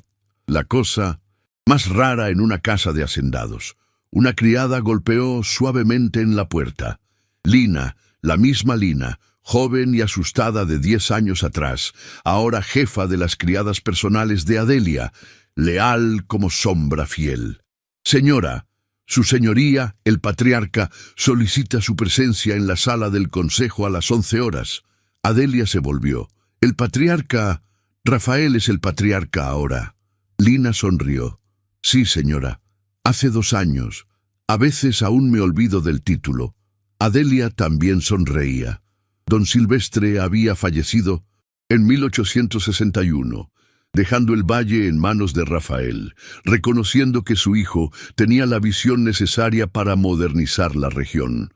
Rafael de Montesclaros se convirtió en el gran patriarca del Valle Dorado a los 37 años, y Adelia se convirtió en la matriarca. Pero ella raramente usaba el título. Prefería aún ser llamada la Dama del Pueblo, el nombre que cargaba no apenas estatus, sino significado verdadero. A las 11 horas, Adelia entró en la sala del consejo, no más como visitante tolerada o intrusa, incómoda, sino como miembro permanente. Su asiento, una silla de roble tallada con fénix y flores silvestres, quedaba a la derecha de Rafael. El consejo había cambiado también. De los 16 miembros originales, solo 5 permanecían. Don Ramiro de Galarza se había retirado. Algunos decían que por vergüenza, otros que por agotamiento. Nuevos rostros, más jóvenes, algunos incluso progresistas, abogados, médicos, un profesor universitario. Y por primera vez en la historia, 3 mujeres ocupaban asientos permanentes: Adelia, Inés de Aranda, consultora de salud pública, y la condesa Elizabeth von Freiburg, especialista en educación infantil. Rafael, ahora el patriarca, se levantó cuando Adelia entró, gesto que aún causaba murmullos entre los más conservadores. El patriarca no se levantaba para nadie, pero Rafael siempre se levantaba para ella. «Señores, señoras», comenzó él, «nos reunimos hoy para la revisión anual de las instituciones fundadas por la Dama del Pueblo. Adelia, los números, por favor». Adelia abrió un portafolio de cuero. Su voz era clara, firme, habituada ahora a hablar en salones y tribunas. En 10 años, fundamos 12 instituciones de caridad en Santa Clara, 7 asilos que atienden gratuitamente a cualquier ciudadano independiente de estatus, 3 escuelas para niñas de familias pobres, donde enseñamos no solo costura y buenas maneras, sino matemática, literatura, lenguas, 2 refugios para viudas de las revueltas, donde tienen vivienda, trabajo, remunerado y dignidad. Hizo una pausa, ojos recorriendo el consejo. En el último año atendimos a 3.200 personas. Entrenamos a 45 enfermeras, mujeres que ahora tienen profesión reconocida y remunerada. Y conseguimos presionar para la aprobación de la Ley de Protección al Trabajo Infantil, que prohíbe el trabajo en fábricas para menores de 12 años. Aplausos genuinos esta vez. Pero Adelia no había terminado. Sin embargo, hay mucho aún por hacer. La mortalidad infantil en los distritos pobres continúa absurda. Mujeres aún mueren en partos que podrían ser evitados. Y necesitamos legislación que proteja a las empleadas domésticas de abusos, algo que este consejo viene posponiendo hace 3 años. Silencio incómodo. Algunas cuestiones aún eran demasiado delicadas. Rafael tomó la palabra. La matriarca tiene razón. Presentaré la propuesta de ley en la próxima sesión y espero que todos aquí apoyen. Más murmullos, pero ninguna oposición abierta. Ya no osaban desafiar a aquella mujer que había transformado lo imposible en inevitable. Tras la reunión, Adelia y Rafael caminaron juntos por los jardines. Era su ritual. Tras cada consejo, caminaban sin guardias, sin criados, solo los dos. ¿Sabes que me convertí en la matriarca hace 2 años?, dijo Rafael, tomando la mano de ella. Sí, y yo me convertí en quien siempre fui. Adelia sonrió, aquella sonrisa que él amaba. No de felicidad superficial, sino de paz profunda. Creo que ambos encontramos nuestros tronos verdaderos. Se detuvieron bajo un cerezo en flor. Pétalos caían como nieve rosada. A veces aún no creo, confesó el bajo, que eres real, que esto es real, que comenzamos como un acuerdo frío y nos convertimos en esto, completó Adelia, tocando el rostro de él. El amor no nació en la primera mirada, nació en cada elección que hicimos de confiar, de luchar, de no desistir uno del otro. Rafael la besó suave, profundo, lleno de 10 años de historia compartida. Cuando se separaron, él susurró: «¿Sabes cuál es mi mayor logro como patriarca? No fue modernizar los cultivos, no fue reformar la economía, fue casarme contigo, porque todo lo que construimos, las leyes, las instituciones, la esperanza, comenzó porque una mujer se rehusó a ser quebrada». Epílogo: el legado. Esa tarde, mientras el sol comenzaba a descender, tiñendo a Santa Clara de ámbar y oro, Adelia visitó el asilo de la Piedad, no como matriarca o dama, sino como siempre había hecho, con delantal simple, cabellos presos, manos listas para trabajar. Una mujer joven, no más de 20 años, estaba en trabajo de parto en el cuarto del fondo. Primer embarazo, asustada, sola. Adelia se quedó a su lado por 4 horas, sosteniendo su mano, limpiando el sudor, susurrando palabras de aliento. Cuando el bebé finalmente nació, un niño saludable con pulmones poderosos, la madre lloró de alivio y agotamiento. Adelia envolvió al niño en un chal limpio y lo colocó en los brazos de la madre. «¿Cómo vas a llamarlo?», preguntó Adelia suavemente. La mujer la miró con ojos brillantes.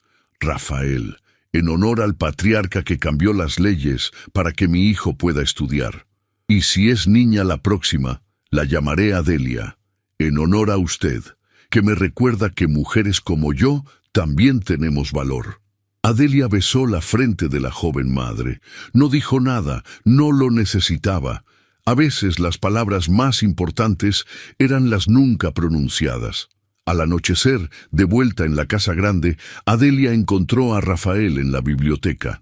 Él estaba leyendo para los 3 hijos, una historia sobre dragones y damas que se salvaban a sí mismas. Ella se detuvo en la puerta, solo observando. Lucia reía de las voces graciosas que el padre hacía. Benito intentaba pasar las páginas antes de tiempo. Estela ya dormía en su regazo, mejilla apoyada contra el pecho paterno.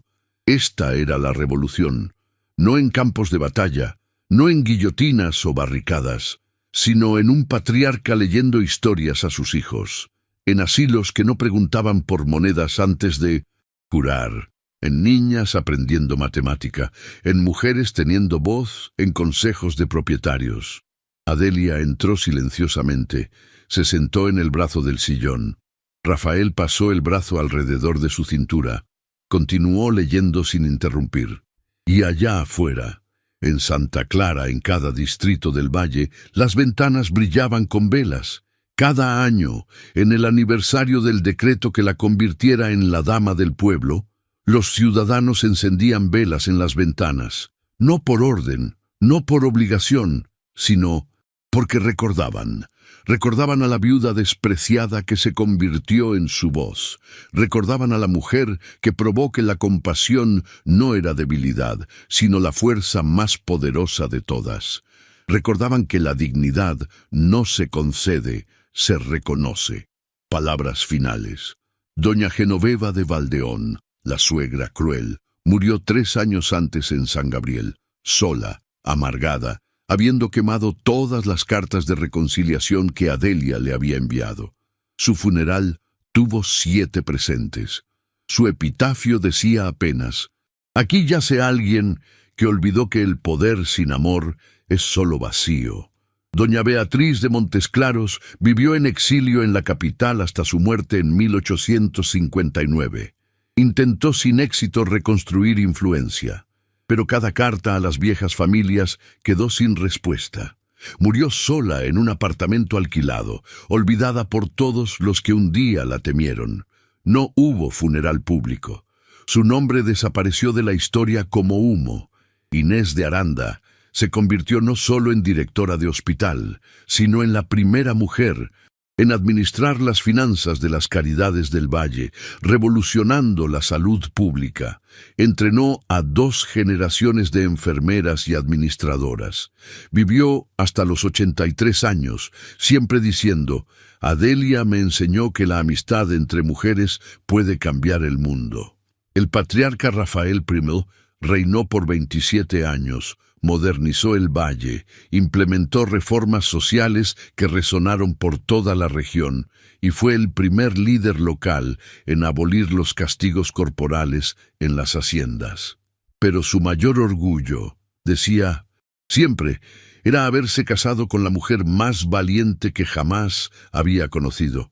Y Adelia de Montesclaros, la dama del pueblo, vivió hasta los 69 años. Fundó 32 instituciones de caridad en todo el Valle Dorado. Entrenó a cientos de enfermeras, salvó miles de vidas. Pero su mayor conquista no está en números. Su mayor conquista fue probar que una mujer despreciada, quebrada, casi destruida, podría levantarse y, al levantarse, erguiría a todas las otras con ella. Santa Clara nunca la olvidó. Hasta hoy, dicen, cada primavera la gente coloca flores silvestres en las ventanas. No por obligación, no por tradición vacía, sino porque aún creen en lo que ella probó. Que la dignidad no puede ser quitada, que la compasión no es debilidad, que el verdadero amor no comienza en cuentos de hadas, sino en elecciones diarias de respeto, confianza y lucha compartida. Y que una única mujer rehusándose a ser silenciada puede cambiar la historia de millones. Esa última noche de la primavera de 1863, Adelia estaba en la ventana de sus aposentos, observando las velas encenderse por el valle. Rafael se aproximó por detrás, la envolvió en sus brazos. «¿Ves esas luces?», susurró contra su cabello. «Son por ti, para siempre». Adelia se inclinó contra él, sintiendo el latido de él contra su espalda. «No, son por todas nosotras, por cada mujer que se rehusó a quebrar, por cada alma olvidada que finalmente fue vista. Yo apenas tuve la firmeza de comenzar». «¿Firmeza?», repitió él. «Es tu palabra más suave para describir lo que eres». Ella se volvió en los brazos de él, se irguió en las puntas de los pies y lo besó. Un beso que contenía 10 años de jornada, de guerra y paz, de dolor transformado en propósito, de 2 prisioneros que encontraron libertad uno en el otro. Y cuando se separaron, Adelia miró por la ventana una vez más. Santa Clara brillaba como el cielo estrellado caído sobre la tierra, y ella sonrió, porque finalmente entendía.